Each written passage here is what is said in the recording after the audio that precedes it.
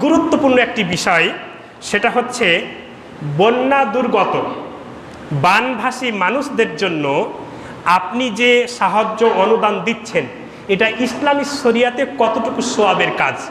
খুবই গুরুত্বপূর্ণ একটু ক্রিটিক্যাল আলোচনা।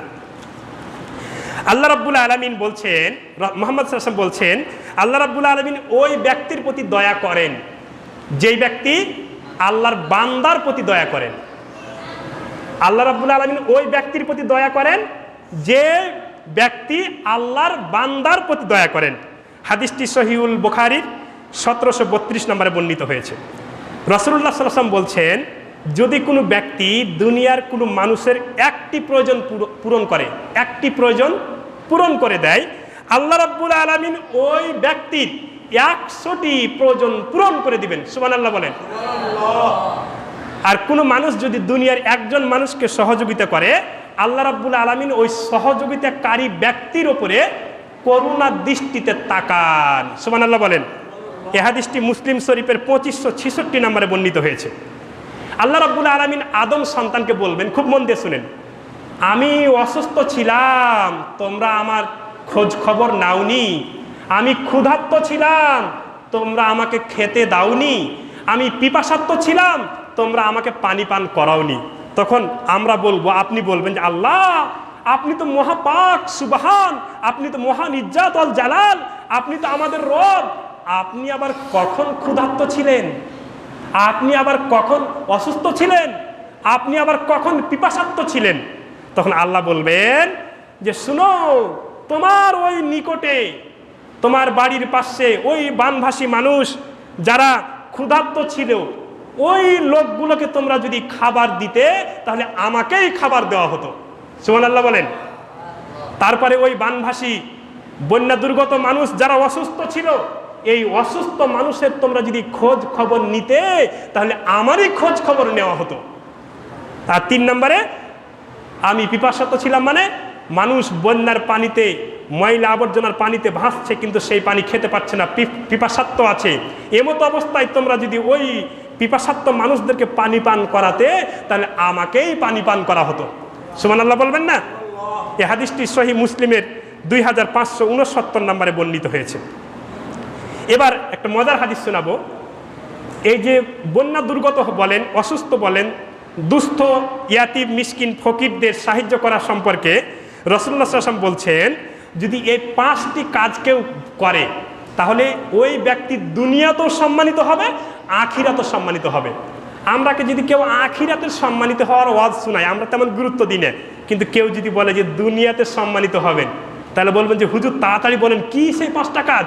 এবার শুনেন, রাসূলুল্লাহ সাল্লাল্লাহু আলাইহি ওয়াসাল্লাম বলছেন, কেউ যদি দুস্থ মানুষকে সেবা করে, দুস্থ মানুষের সেবা করে। 2, আত্মীয়তার সম্পর্ক রক্ষা করে।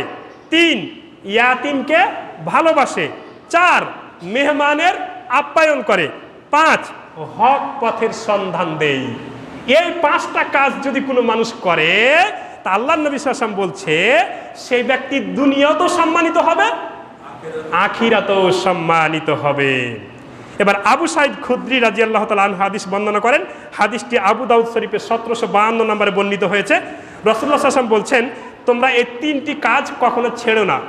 এই 3টি কাজ কখনো ছেড়ো না। 1, বস্ত্রহীন, মানে যার পোশাক নাই, বস্ত্রহীনকে তোমরা যদি বস্ত্র দান করো, আল্লাহ রাব্বুল আলামিন তোমাদেরকে জান্নাতের সবুজ পোশাক পরিধান করাবেন। বস্ত্রহীনকে, মানে যার বস্ত্র নাই, কাপড় নাই, একে যদি আপনি কাপড় দেন, তা আল্লাহ রাব্বুল আলামিন আপনাকে জান্নাতের সবুজ কাপড় পরিধান করাবেন। 2, ক্ষুধার্ত ব্যক্তিকে যদি আপনি খাদ্য দান করেন, তাহলে আল্লাহ রাব্বুল আলামিন আপনাকে জান্নাতের ফল খাওয়াবেন। সুবহানাল্লাহ বলবেন না? 3, পিপাসার্ত ব্যক্তিকে যদি আপনি পানি পান করান, তো আল্লাহ রাব্বুল আলামিন আপনাকে জান্নাতের শরবত পান করাবেন। সুবহানাল্লাহ বলেন। নোমান ইবনে বাশির রাদিয়াল্লাহু তাআলা আনহু বলছেন, আল মুসলিমি কাজ্জাসাদিল ওয়াহিদ, মুসলমানরা হচ্ছে একটা দেহের মতো, একটা বডির মতো। বডির মতো মানে আপনার পায়ে যদি কাঁটা ফুটে মাথা পর্যন্ত টের পায় কি পাই না? মাথা চুল ধরে টান দিলে পা পর্যন্ত টের পায় কি পাই না? তো সারা বিশ্বের মানুষ আমরা একটা কিসের মতো? বডির মতো। আপনারা চাঁদপুর জেলার মানুষ, ফেনী জেলার মানুষ যদি বন্যা দুর্গত হয়ে অসহায় দুস্থ হয়ে যায়, তাহলে আপনাদেরও ফেনীর মানুষকে যেমন কষ্ট লাগবে আপনাদেরও কষ্ট লাগার কথা। এটাই নোমান রাদিয়াল্লাহু তাআলা আনহু বলছেন যে মুসলমানরা হচ্ছে একটা দেহের মতো, একটা বডির মতো। পায়ে কাঁটা ফুটলে যেমন মাথা পর্যন্ত টের পায়, মাথায় আঘাত পেলে যেমন পা পর্যন্ত টের পায়, তো সারা বিশ্বের মুসলমানেরা একটা দেহের মতো, একটা বডির মতো। এছাড়া আল্লাহ রাব্বুল আলামিন সূরা জারিয়াতের 19 নম্বর আয়াতের মধ্যে বলছেন যে ধনী বিত্তশালী মানুষের সম্পদে, ধনী বিত্তশালী মানুষের সম্পদে হত দরিদ্র গরিব মিসকিনদের অধিকার রয়েছে।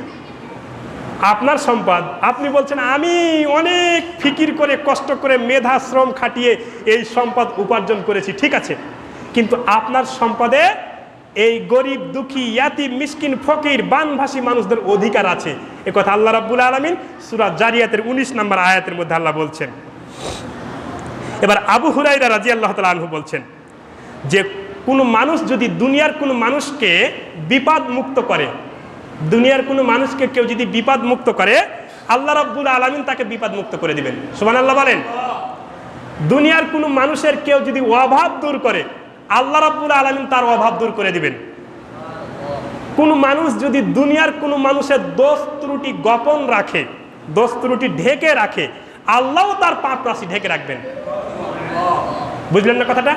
মনে করেন যে আপনার পাশে একজন দুষ্কৃতির লোক আছে, অন্যায় অপকর্ম করে, কিন্তু আপনি তার এই অন্যায় অপকর্মটা যদি ঢেকে রাখতে পারেন, দোষ ত্রুটি গোপন রাখেন, তা আল্লাহ রাব্বুল আলামিন আপনারও দোষ ত্রুটি গোপন রাখবেন।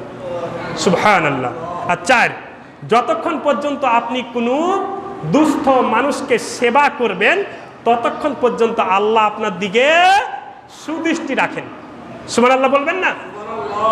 রাসূল করিম সাল্লাল্লাহু আলাইহি সাল্লাম বলছেন, তোমরা যদি কেউ কোনো দুস্থ অসহায় গরিব মিসকিনকে নিজ পায়ে হেঁটে গিয়ে বিপদ থেকে উদ্ধার করো, নিজ পায়ে হেঁটে গিয়ে বিপদ থেকে উদ্ধার করো, তাহলে তোমরা আমার মসজিদে, মানে মসজিদে নববীতে 1 মাস ইতিকাফ করে যে নেকি তার থেকেও বেশি নেকি।